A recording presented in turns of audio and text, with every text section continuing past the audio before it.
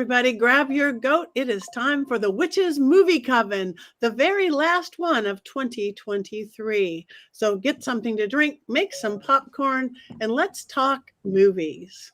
Today, we're actually talking a TV series, an Amazon TV series, Good Omens. Well, I guess I just discovered it, and yay. Thank you, Richard-Lael. Richard-Lael, do you want to give anybody who perhaps doesn't know what it is? We'll do all our introductions. Should we do introductions now? There's very loud typing here, though. Whenever you not really loud typing. Okay, we'll just do it. Hi, I am Patti. I am one of your hosts. You might know me from The Witching Hour, my regular podcast, or Ghost Adventures, or my work with the Ghost Finders, or my school, or anything else. But I am thrilled to be here with these four amazing people. Richard-Lael. I am Richard-Lael. I'm known as the Gentleman Psychic. I am here in New Orleans, not to be confused with Old Orleans, which is actually a place. I am the Gentleman Psychic, and I am, of course, known as a Diabolist, and I support my team quite very well, even if they are bumbling idiots. And we'll move on to, I guess Heather is there next. Heather.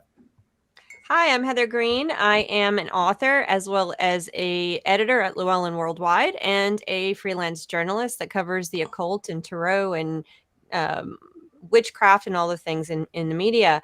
And I wrote a book on witchcraft in film, and I just tried to look for my copy, and it seems to have walked off. So Courtney usually has one with her, but she doesn't. She is not. I have one somewhere, but maybe a little devil took it, perhaps. And I am here to enjoy my last show for 2023. Looking forward to it. Yes. Courtney. That's me. I'm back. I missed you guys all last week, but I'm Courtney. You may know me from Scared and Alone, which is actually what I am currently. As you can see, it's a different background right now, not my normal horrifying not adultery. I am currently dog sitting, and the house that I'm dog sitting in, so appropriate for this show, it feels like, is a parsonage built in the 1700s to a church, which is right next door. So I haven't lit on fire yet, which is great, but I have I felt a little spooky in here. It's my first time alone in this house. And just as we were, getting ready to come on, I heard a door slam, and I thought, I'm making that up because I'm just a little on edge. And then the dogs that I'm watching started barking, so I know that they heard it too. So wish me luck because I'm here all night. Don't look behind you, Courtney. Don't look behind you.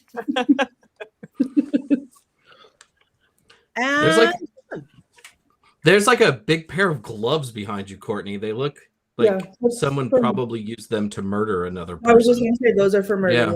No gloves. I'm Jason Mankey. I'm a murder conspiracist, apparently, and I'm the author of several books. This is the one that's currently in my hand, The Horn God of the Witches. And it seems appropriate because it seems like the devil is on our mind tonight. So, there we go.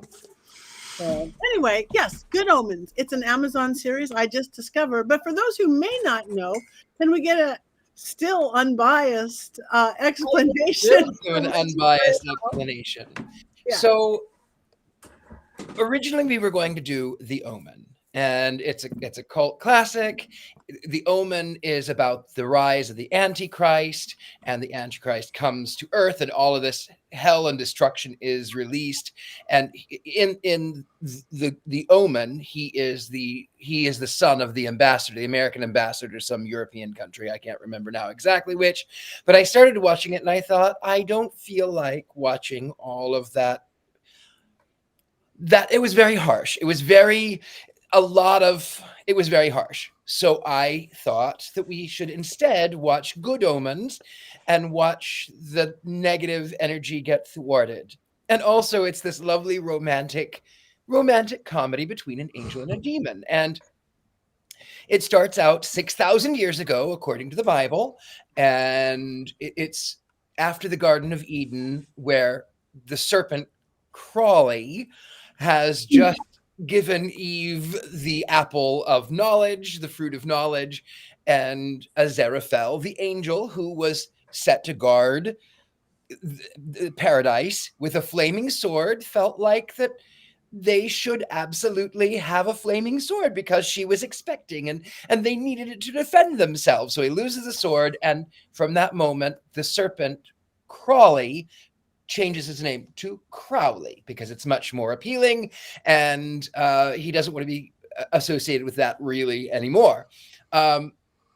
And they have this great friendship, and it goes through time, it goes through space, it goes through all of the, the 1700s and the 1940s and the well, I guess the 1800s we missed, and they get to modern day, which is what, I don't know, 10 years, I don't know how long ago it was. Anyway, they get to modern day, and it is just a few days before the end of the world, a few years rather.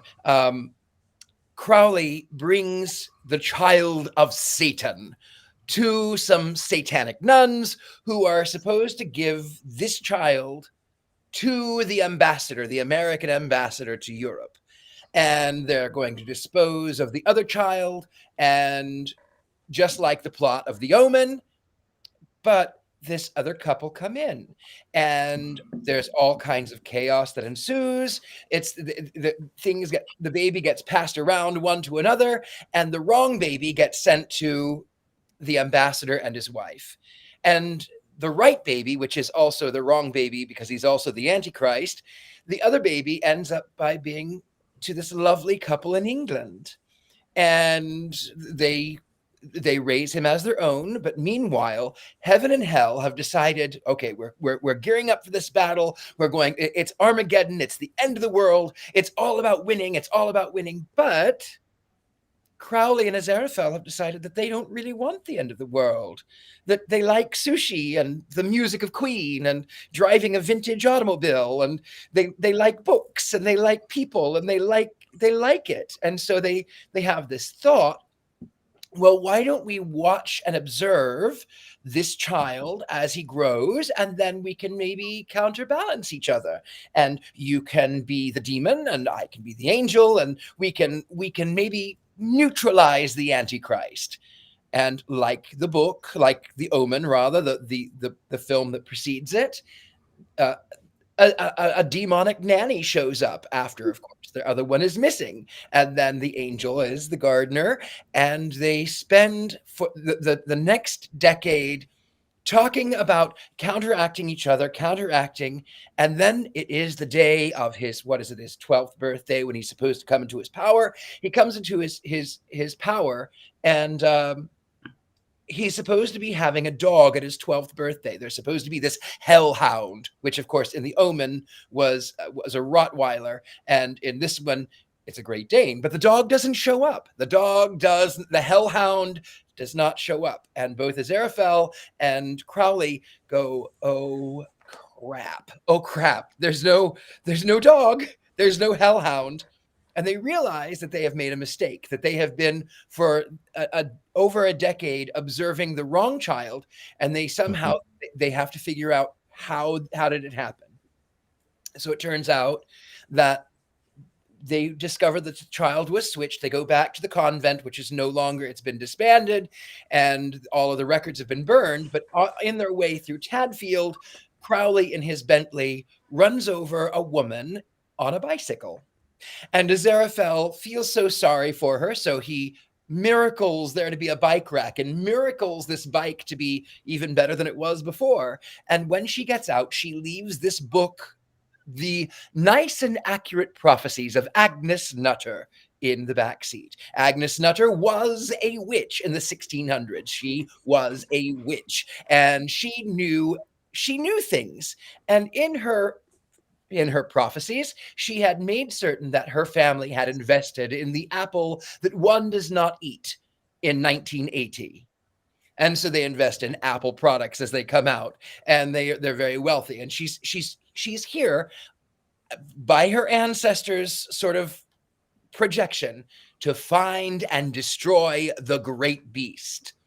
And unfortunately for her, she is right in the middle of his presence, so she can't see it. It's like saying, see the United States and standing in New York City. You are in the midst of it, and it's not, but it is, but it's not, but it is. So you can't really see it.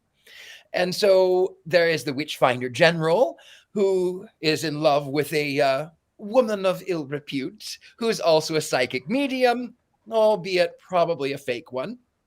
He comes to Tadfield to find the witch, and this little boy, as he's coming into his powers, everything that he wishes, everything that he dreams starts coming to reality. They find Atlantis. Aliens pull over the Witchfinder General, who's great burned at stake, not in Salem, because it didn't happen in Salem, but burned at stake. This great Antithema devices, great whatever grandmother. Anyway, so they end up by going through all of this. They find the book. And unfortunately, all of the four riders of the apocalypse, the Four Horsemen of the apocalypse, come to the forefront. There's famine, and there's death, and there is disease, and there is pollution, and they all come through, and they're on their way through London, which unfortunately Crowley had made the way that the I-10 or whatever it was that surrounds London. It became this burning fire ring of hell. It's a ring of hell. And both heaven and hell are both, again, looking forward to Armageddon and destruction and killing. And these two just want to be together. And then, of course, it turns out that Crowley thinks that Aziraphale has been murdered, and he cries out, "You've killed my best friend!" And so he goes off to save, but Aziraphale has actually been spirited away. He lost his body. He's been spirited away to heaven so that he can prepare for Armageddon. Accidentally, the bookshop burns. The Bentley ends up by catching on fire, but Crowley says, "No, you can make it, because demons don't have imagination." But Crowley does have an imagination, and he gets through this burning thing, and they all approach at the Tadfield Airport, which was apparently an old airbase that no longer lands planes. And they get there, and it's the face-off where the Antichrist, who is really just this kid, this 12-year-old kid, who wants his friends, he wants to be loved, and he makes the decision, "No, riders of the apocalypse, you are not my friends. These three who are here, who are my age and have been with me, these are my friends." And then, of course, the demons fight and the angels fight. And so the demon says, "Oh, yeah, well, we're going to tell your father." He says, "My father wouldn't hurt anybody." "No, your father is Satan," he says. "Your father is the devil." And, of course, the ground shakes and the devil rises. And Crowley and Aziraphale, who have now been spirited there, and long story short, possessions and double, it's weird, right? Anyway, they get there and they say, "Tell him, you can change it. You're the only one who can. The universe is coming around to you. It's coalescing around what you desire. Tell him."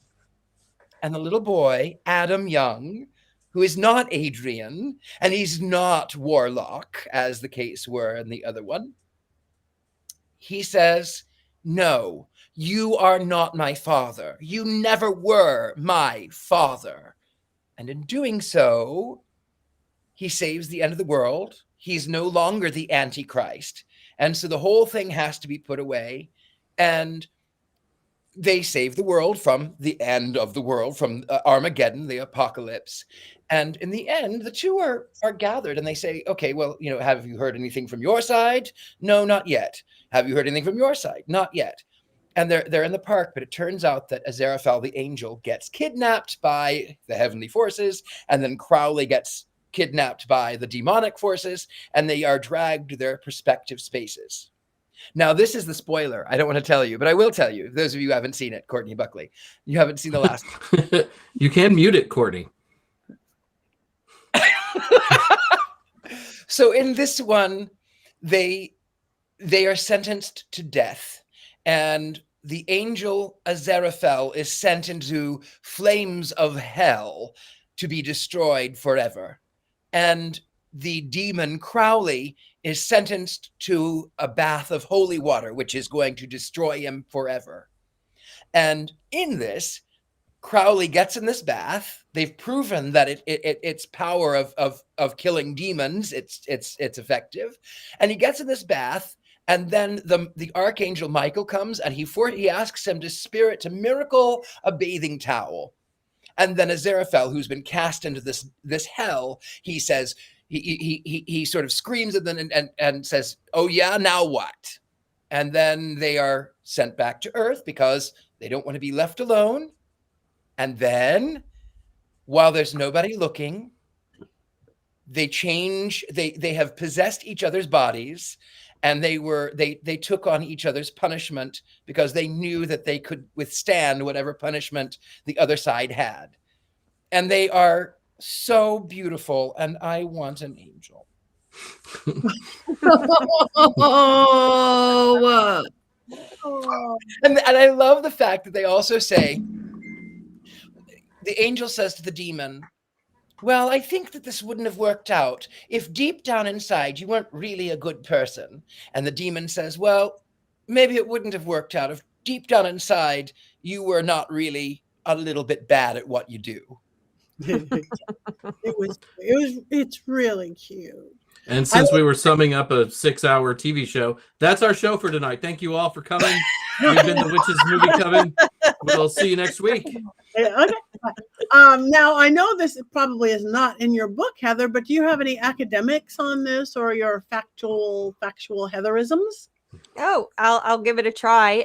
So I've only seen the first episode, so I'm going to limit my commentary because there's lots to be said, I'm sure, if I had seen more. But this has got a stellar cast throughout. You've got a lot of actors that are very recognizable. I think David Tennant, if you can get past the seeing him as the Doctor, which is, of course, my own children's favorite Doctor. He's fantastic. Just, my opinion, but he is. And you have Frances McDormand, Benedict Cumberbatch. I'm just naming a few. Nick Offerman, you had to notice his little place. You just have just a string of very recognizable actors, which are great. But again, this is based on which we've already seen, a book that was published in 1990. By Neil Gaiman and Terry Pratchett. I'm looking at my notes so I don't say anything wrong on dates and stuff. And, it's really interesting that it came out then. It was very successful. And you could see in it, you could see Terry Pratchett and Neil Gaiman in it. And according to what I read is Neil Gaiman came up with the idea, wrote about 5,000 words or so. And then Terry Pratchett called him and they said, "Let's do this together." And that's kind of how it came about. And they thought about doing a sequel after, but then it never came about. They talked about it a couple times, didn't come. And then, of course, Terry Pratchett passed away in 2015.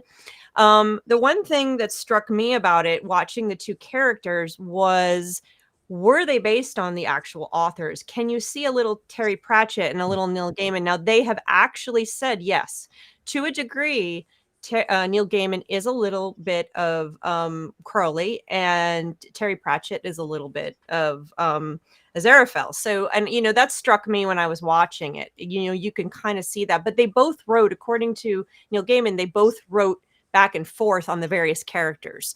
So those are some interesting things. There's been 2 series. There is going to be a third, which is just been announced recently. And there are a lot of good themes that run through it. Of course, it's queer positive. I think we mentioned they do have a suggested love affair, but that blossoms, and that's always brought about. They bend gender stuff. They do a lot of that, which is some topics that could definitely be addressed, which is something new. The only other thing I wanted to bring up was when the movie came out originally. No, when the book came out originally, we were in the midst of the Satanic Panic. So subjects that are about the devil and about Satanism were popular then. Now, this is a British humor, clearly very much British humor.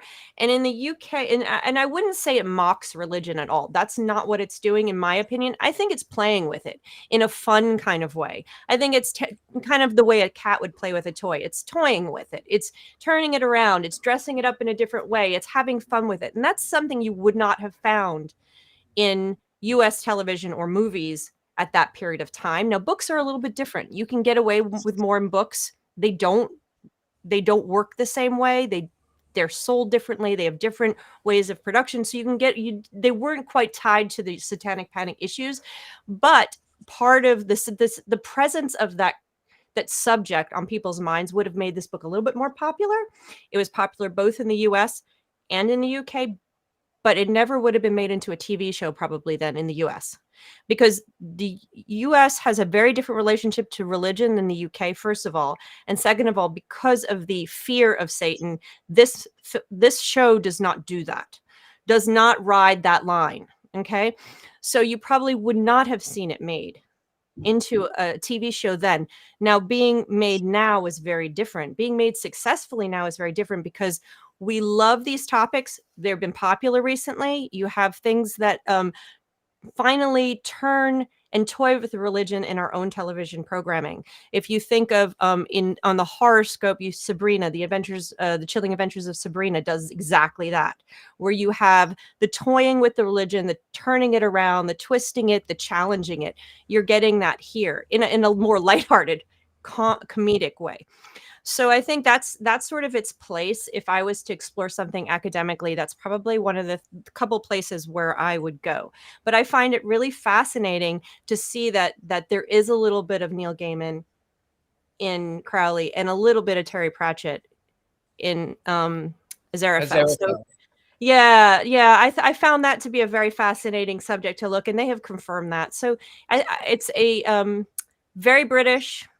And very Neil Gaiman, as I said, very Terry Pratchett, and a whole lot of fun. Their relationship, to me, that is like the best buddy, the best chemistry. These two, I just fell in love with both of them.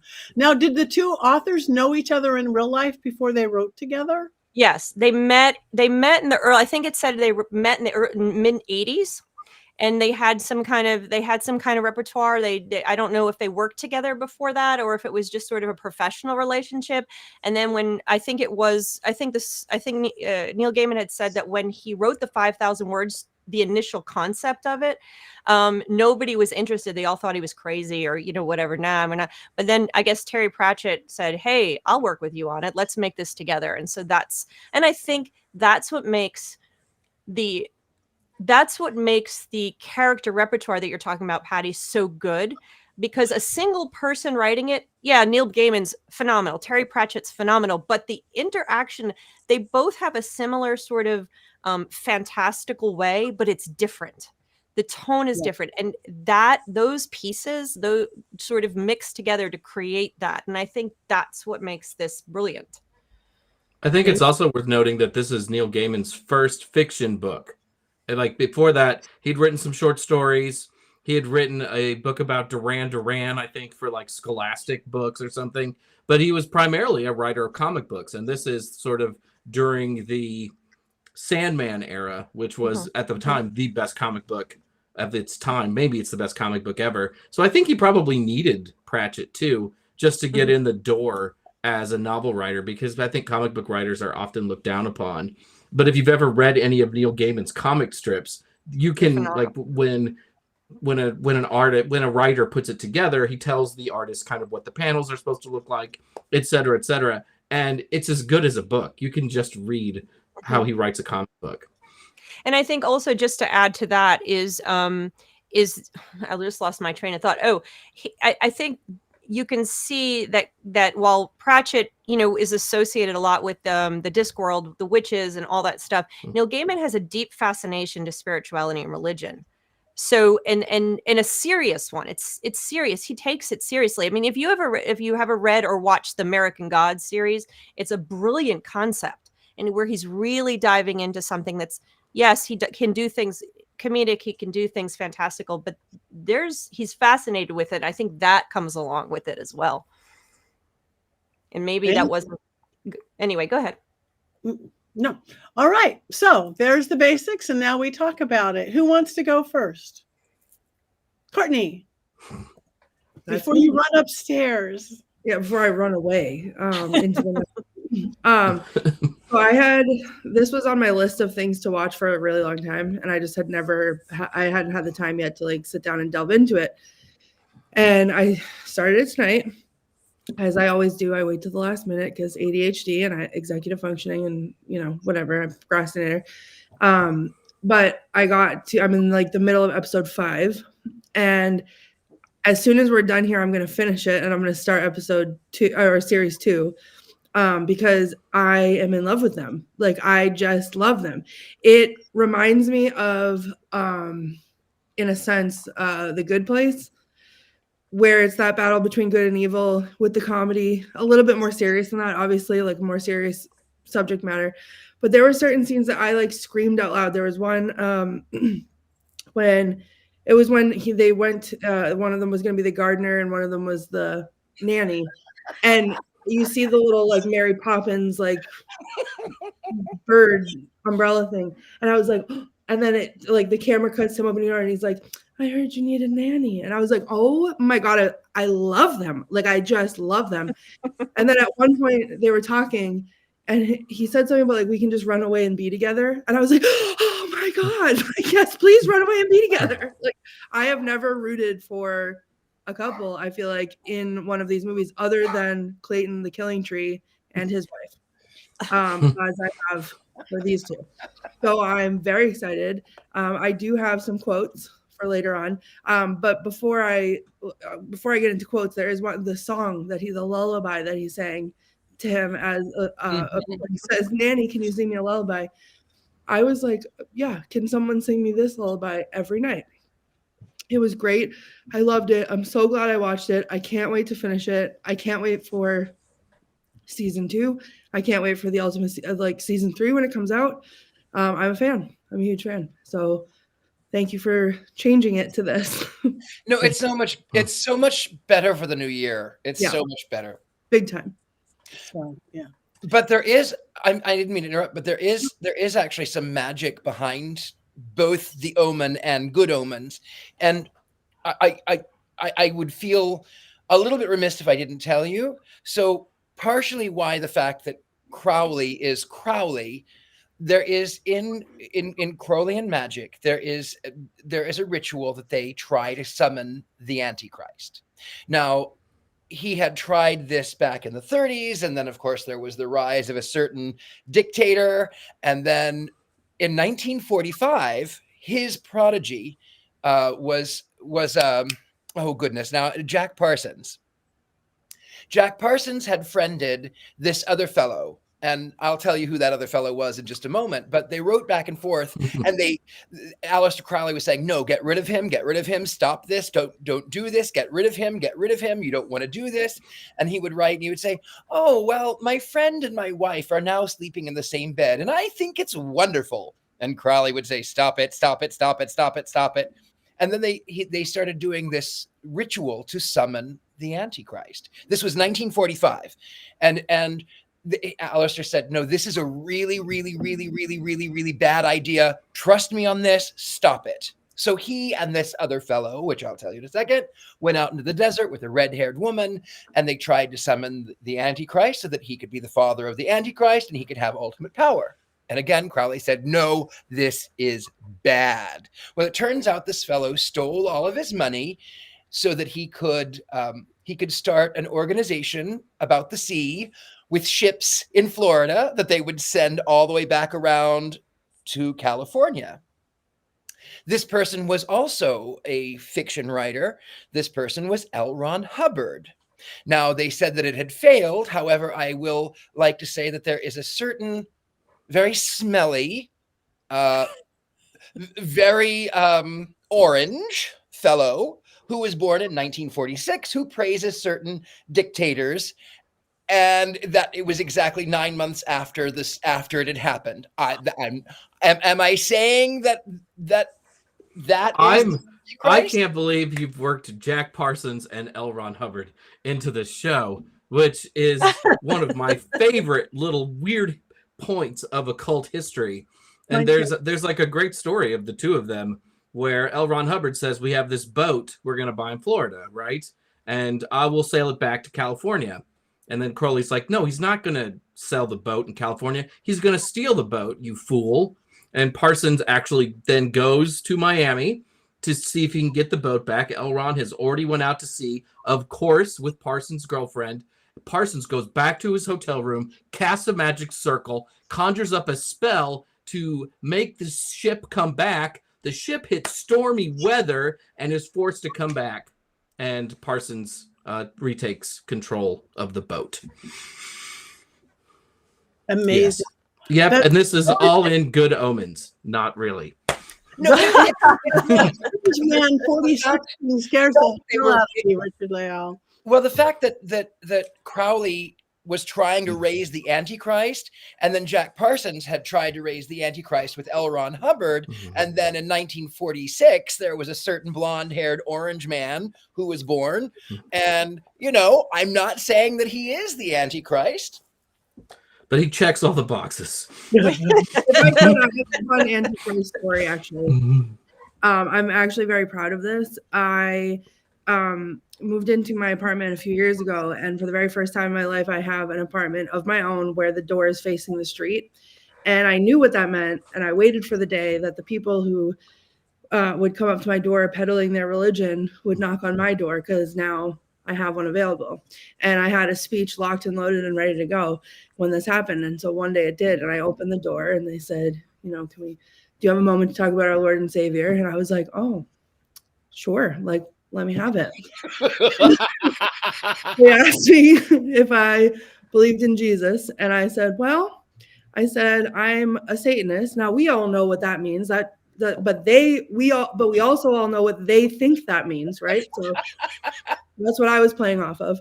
I said, well, and I'm very deadpan, very serious. Well, I'm a Satanist. And they were like, and visibly recoiled. And they were like, oh, have you always been that way?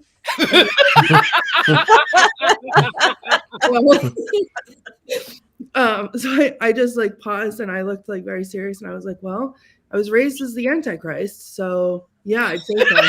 And they physically jumped back, threw a pamphlet at me, and they were like, this is our website, and then ran off my porch.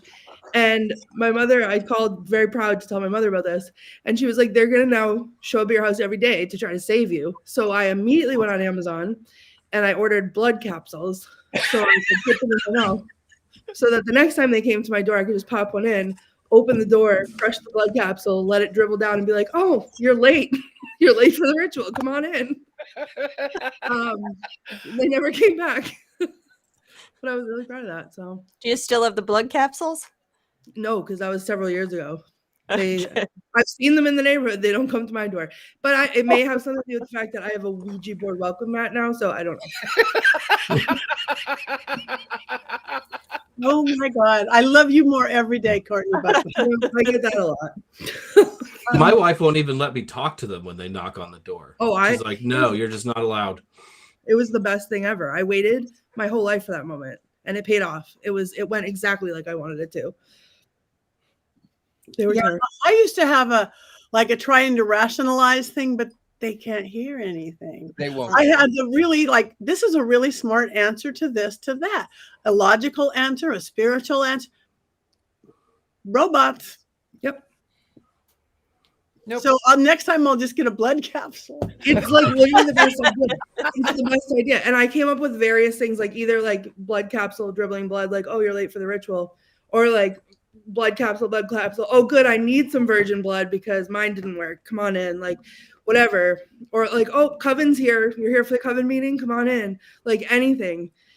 It was a hobby of mine for a solid 6 months to try to come up with all of the things that I could say when they came back that I could use with the blood capsules. But did they ever come back? Nope. No. They've come to my neighborhood, but they don't come to my house.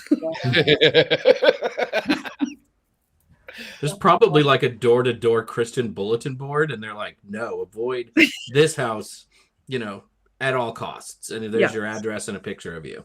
Mm-hmm. I wouldn't doubt it. Okay.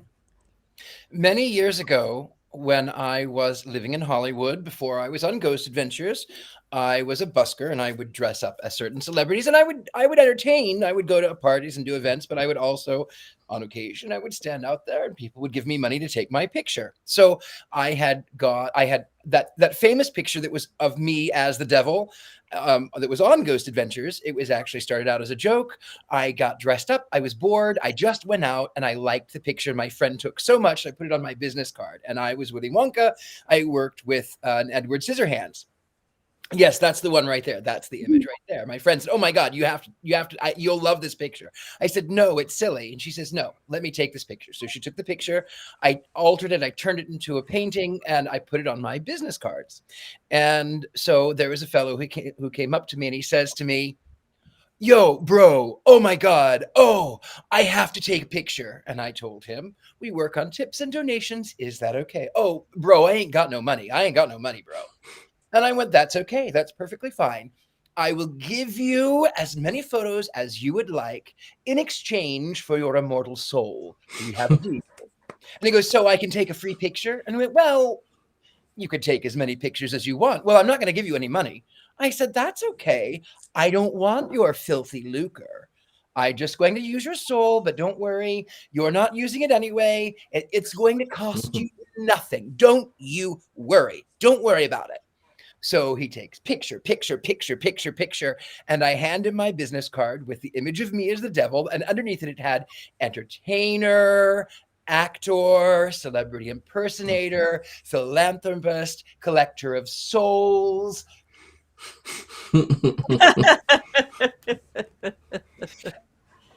He came back a week later. He looked like he hadn't slept in 4 days. He had bags under his eyes. He was sweating, and he says to me, "Please, please, I've got to have my soul back. Please, please let me have my soul." And he takes $100 out of his pocket, and he says, "Please let me have my soul. Please let me have my soul. Please, please let me have my soul."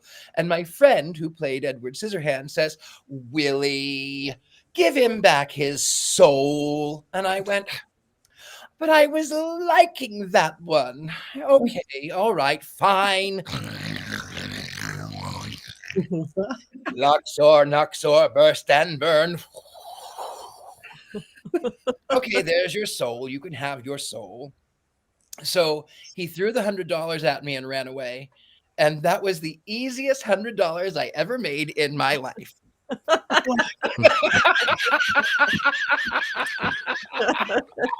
I think you should have held on to the soul for another week, Right? just to see if you could have got him to cough up another $100. At least. Oh my God. And oh my God. Maybe you and Courtney should go on the road together. Oh, I'm in. Say less. I'm in. It would be fabulous. We could be inept Satanists together. You bring the filthy lucre, and I'll bring the blood capsules, and we'll just. That sounds like a musical song. You bring the blood capsules, I'll bring the filthy lucre. You know, we can do a whole musical. We can do. We can hit Broadway with a new musical. Yes. Springtime for Satan. Springtime. All right. Not I got a that song for that. Go ahead. Okay, not that we are off topic or anything, but let's talk Good Omens again. But this is the best. I'm just so much in love with all you guys, and that much more. So, all right, good. I will go next because again, I didn't know anything about it because I'm kind of lame when it comes to television, and was not expecting a lot on an Amazon series, though I know they're good. I again immediately fell in love with the characters and the relationship. The two of them, great. John Hamm being so cute, being somebody so different. And again, like you, Courtney, I am hooked. I can't wait till the next season, and I can't wait to see it. The little scenes that are just funny, like when they thought was the devil was the angels in the bathtub asking for a rubber ducky.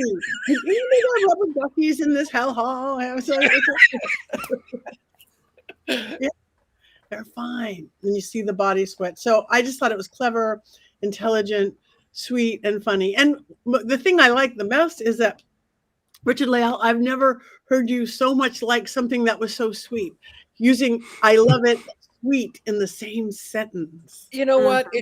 It's so feel good, and you can't help but feel for it. And like Heather said, it toys with religion. It plays with it. It takes it. God is narrated by a woman. God is a woman. I love it.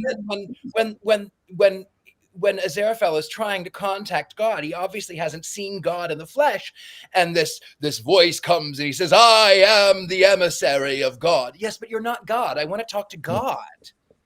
And then it turns out that God is a woman. But it's and she says that when she's doing the narration, she says that the earth is 6,000 years old, which is, of course, it's a biblical thing. It's not. It's much older than that. But she says it was made on Sunday at precisely 2:00 p.m. or some routine, yeah. But Yeah, anyway. and she says I did this. That's when you cue into what they're talking about. Yeah. I think the show has what makes it fun also is that there are all these subtle cultural references, these pop cultural things that are dropped in. He's talking when they get the drunk scene is so fun, and the angel gets drunk. It's hysterical. And he whips around and he's holding Into the Woods musical program, and then he turns back around, he's talking about The Sound of Music, and I mean there's even more subtle ones, and I can't even remember them all because they're just dropping them here and there, and which create that constant, it's almost like old school Hollywood repartee where the two of them are just back and forth. And I personally had a fun time watching it. I don't have a whole lot of time to watch series. I've never read Terry Pratchett. I was never a big Terry Pratchett, reader. I mean, he's great. He's fantastic. It's just not one of the things I've done, but I really had a fun time with it. And I love watching David Tennant in that role. He is so good just to watch him act. And even some of the other ones, I mean, all of them, the acting is so fun to watch in and of itself that you kind of forget about the sidelines of the stories. You can just keep the two of them, just keep sitting there on that bench, keep talking for a whole hour. Let's just do that. How about it? It's just, that's what makes this so strong, is the strength of the acting and the strength of those two characters, which I don't think you could have gotten without the strength of the two original authors. Well, I think this show's really helped too, because Neil Gaiman wrote every episode, so you knew that it was something that he totally approved of, and it kind of had his voice really featured prominently, which is really different from a show that came out a few years before, which was based on another Neil Gaiman work called American Gods, which went on and on and on. It's a short book, and it should not have been a long-going TV series. It should have been like this, 6 episodes, which was just perfect. It tells the story, it provides a little bit more context, and as Heather said, it's not really the story that grabs you, it's the great performances in the TV show. It's all about Sheen and Tennant, and they like just dominate every scene they're in. They're such a delight to watch. All I really wanted was to watch the scenes that they're in, and the 3rd episode, where the long open is just them going through time, is something that I will watch for amusement and enjoyment, just to watch, because it's so well done and it's so much fun. And you can see that they really enjoy working together too, which makes it even better. And Jason, I just have to jump in. I'm so glad you said that about American Gods, because I was so excited, and watching the first few episodes, even the first season, it was like, this is such a great concept. But then it just, and by the mid-season 2, I'm like, oh my goodness, how many more episodes are we going to have? And I think I didn't even finish. I think I dropped off at one point. I'm like, I'm done. It was this fantastic concept that, just like you said, just dragged on. I'm so happy to hear you say that. I wasn't the only one who was just, okay, snooze time. And they killed it. In this one, it tells the entire book, Good Omens, in 6 episodes. Right. The entire book.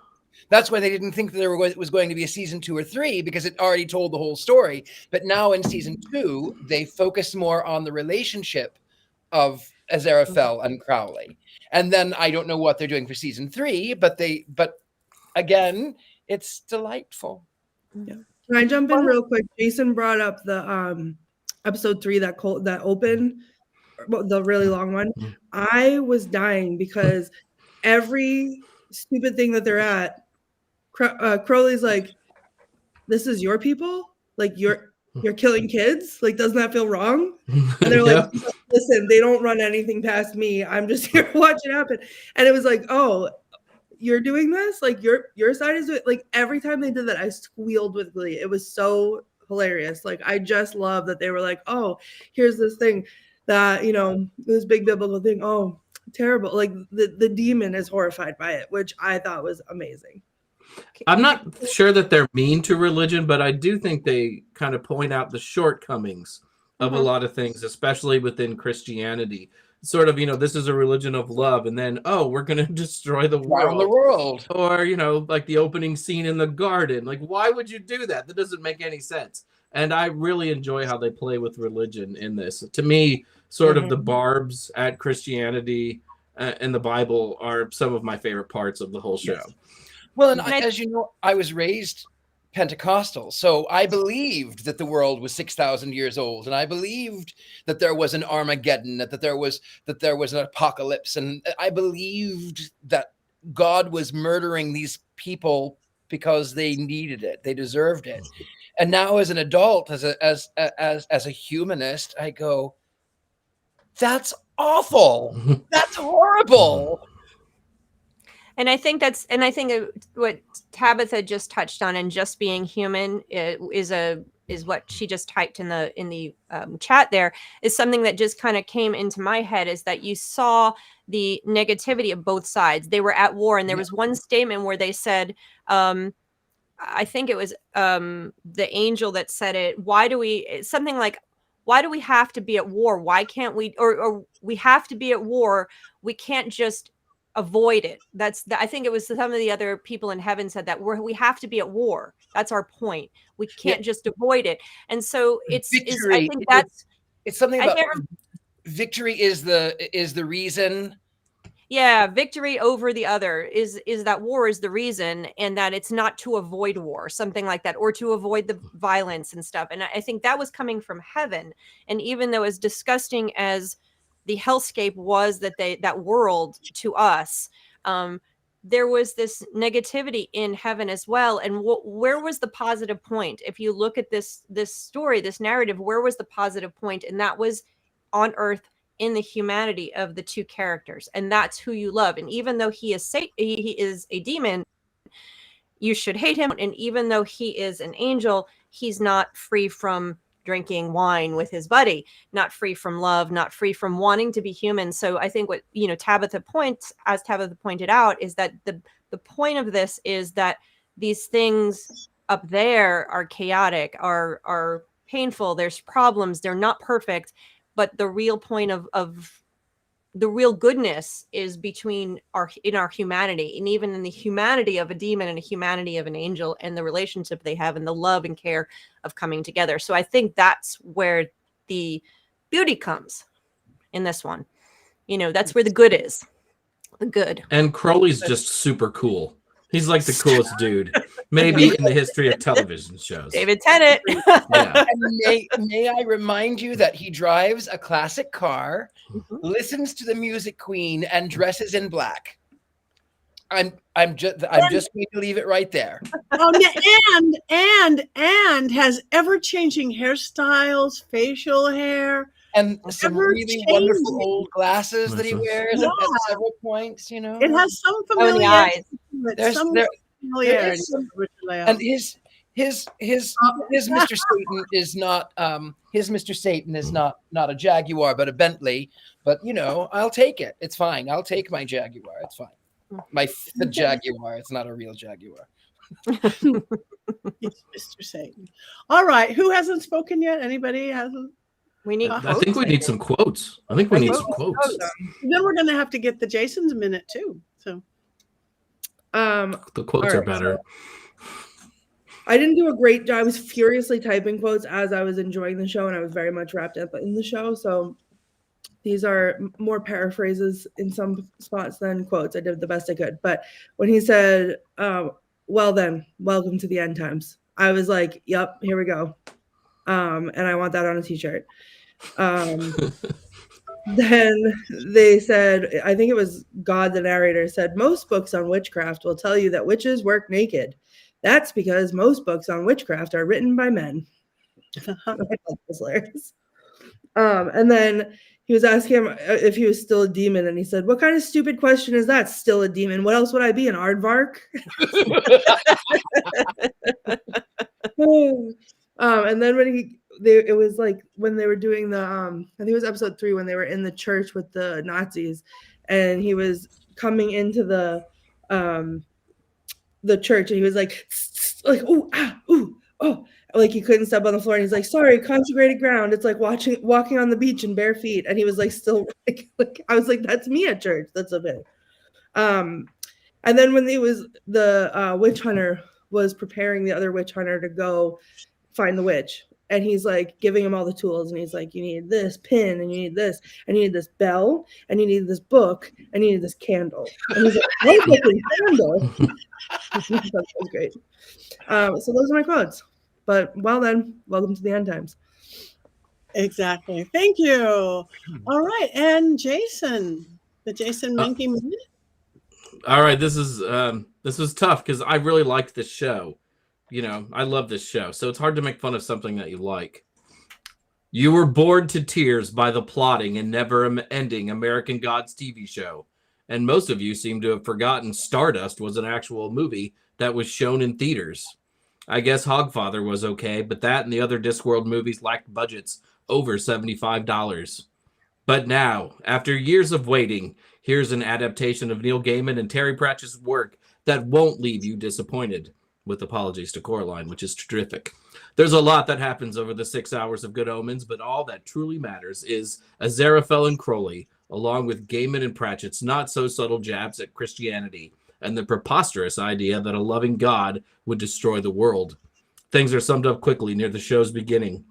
Not very subtle of the Almighty, though. Fruit tree in the middle of a garden with a don't touch sign. Why not put it on top of a high mountain or on the moon? Yes, this show is bloody awesome, but even more awesome is the chemistry between David Tennant's Crowley and Michael Sheen's Aziraphale. They command the screen every time that they are together, with the demonic Crowley most often the voice of reason. You can't drown kids! There's stuff in this show about witch prophecies and the Antichrist, but the real question you'll be asking yourself is, when are these two going to kiss? Like, really? The chemistry between Tennant and Sheen is off the hook. Just get it on already. I'm not worried about the end of the world here. I'm worried about an angel and a demon taking the next inevitable step in their relationship. Yes. It's amazing. That is beautiful. Thank you. All right. Well, I guess for those of you out there who've seen it or want to judge by this, our next step is actually wands up or wands down. Let's vote. Omen. Good Omens. These omens are very good. Richard-Lael is so high you can't even see it. It's up there. Wow. That's like Killing Tree level compliments right Wow. Oh, Okay, this honestly is one of the rare times we have been unanimous. So what about you guys? Anybody out there who's seen it or wants to vote on just what we say? We got an aloha. I'm going to say that's wands up. We got a wands up and wands up. Mary Jane, wands up from Haley. Wands up. Wand way the hell up from Tabitha. Wands up. So I'll look at all these new converts we'll have for the new series when it comes out. Yay. There is no way, though, Courtney, that you can compare Good Omens to the Killing Tree. That is just completely wrong. And I will not have you sully Richard-Lael's birthday celebration by making such a comparison. Turn your light off right now. I will compare everything to the Killing Tree. Because that's all thank you. That's all I've talked about since I've watched it several times. Okay. And for everybody in our chat room, Courtney is not lying. It is literally everything she's talked about since we watched The Killing Tree. And we're now 2 weeks out. So we have a text chain. It's just Killing Tree, Killing Tree, Killing Tree. What about the Killing Tree? What is Clayton? I wish you a merry Killing What Tree. would Clayton do? You need that. If I may, Heather Greene, is my idol. Obviously, the person that made the Killing Tree is my biggest idol. But then just underneath is Heather, who made Clayton the actual Killing Tree. And I've never been so delighted by something in my entire life than I went when I got that picture. So, Yes. I regret few things in this life, but I do regret introducing Courtney Buckley to the Killing Tree. why would you regret something that made me just so happy and filled with joy? I had a great Christmas. The Killing Tree.